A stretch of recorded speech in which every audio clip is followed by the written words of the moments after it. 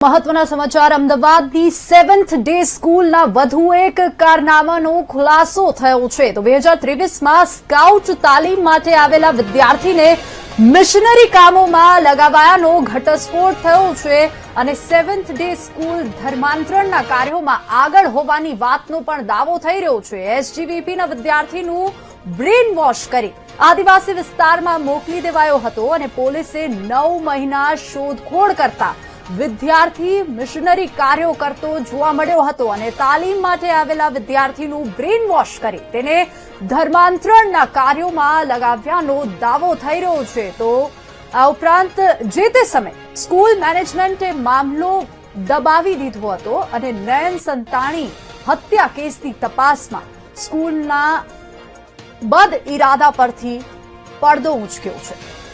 વધુ વિગતો સાથે સંવાદદાતા શુભમ આપણી સાથે ફોનલાઈન પર જોડાઈ ગયા છે। શુભમ, 2023માં 7th ડે સ્કૂલ ધર્માંતરણના કાર્યોમાં આગળ હોવાની વાતનો દાવો થયો છે, ઘટસ્ફોટ થયો છે, શું વધુ વિગતો?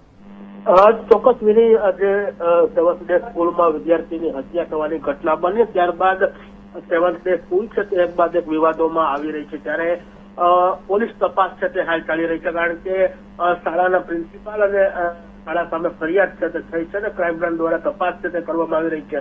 આ તપાસમાં મોટો ઘટસ્ફોટ સામે આવ્યો કે એસજીવીપી માંથી 2013માં સ્કાઉટ તાલીમ માટે જે 7th ડે સ્કૂલમાં આવેલો વિદ્યાર્થી છે હતો તેનું બ્રેઇન વોશ કરી અને આ વિદ્યાર્થીને છે તે જે મિશનરી જે કામગીરી ખ્રિસ્તી સમાજની હોય છે તેમાં લગાવી દેવામાં આવ્યો હોવાનો ઘટસ્ફોટ છે તે થયો છે। મહત્વનું છે કે આ વિદ્યાર્થી છે તે ઘરે પરત કરી અને બાદમાં ગુમ થઈ ગયો હતો। પોલીસ દ્વારા તેની શોધખોળ શરૂ કરતા જે આ વિદ્યાર્થી હતો તે 9 મહિને આદિવાસી વિસ્તારમાં મિશનરી કામગીરી કરતો છે તે મળી આવ્યો। એટલે ચોક્કસથી આ જે શાળા છે તેની સામે અગાઉ પણ આક્ષેપો થયા છે કે જે ધર્મ પરિવર્તનની કામગીરી હોય કે પછી બાઇબલ વાંચવાની વાત હોય કે ફરજિયાત અન્ય ધર્મના કામગીરી કરવાની જે ફરિયાદો છે તે સામે આવી હતી ને હવે આ પોલીસ તપાસમાં વધુ ઘટસ્ફોટ છે તે હાલ સામે આવ્યો છે। જી શુભમ, આભાર સમગ્ર માહિતી બદલ।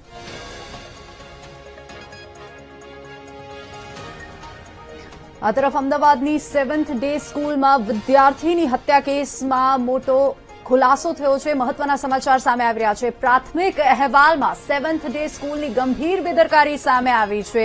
આ ઉપરાંત સ્કૂલ મેનેજમેન્ટની બેદરકારી બદલ કેસ દાખલ કરાયો છે। સાથે જ શિક્ષણ વિભાગમાંથી ક્લિયરન્સ આવ્યા પછી જ સ્કૂલ શરૂ કરવામાં આવશે। આ મહત્વના સમાચાર બેઠક બાદ બોલ્યા જિલ્લા શિક્ષણ અધિકારી રોહિત ચૌધરી।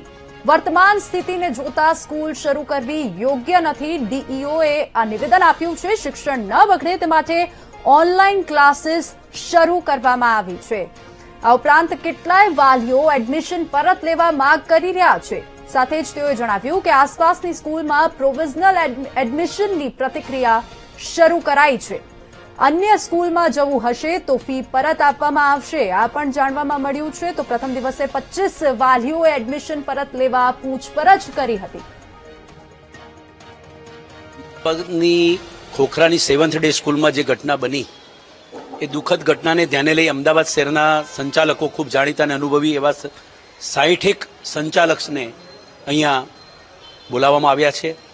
ખાસ સ્વૈચ્છિક રીતે અને જેને બોલાવી તેમના સારા સૂચનો લઈ શકાય તે માટે જુદા જુદા બોર્ડને CBSE, ICSE, Gujarat board, IB board તમામ બોર્ડના અહીંયા સંચાલકો એકત્રિત થયા છે અને શિસ્ત સમિતિની જે રચના કરવા માટે જે અમે સૂચન કર્યું છે, પરિપત્ર કર્યો છે તેને ધ્યાને લઈ એમાં કયા મહત્વના સૂચનો હોઈ શકે અને શાળા કક્ષાએ ખાસ કરીને આ પ્રકારની એસઓપી શાળા કક્ષાએ હોવી જરૂરી છે તે બાબતે અહીંયા ચર્ચા કરવા માટે દરેક પોતાના મંતવ્ય રજૂ કરે।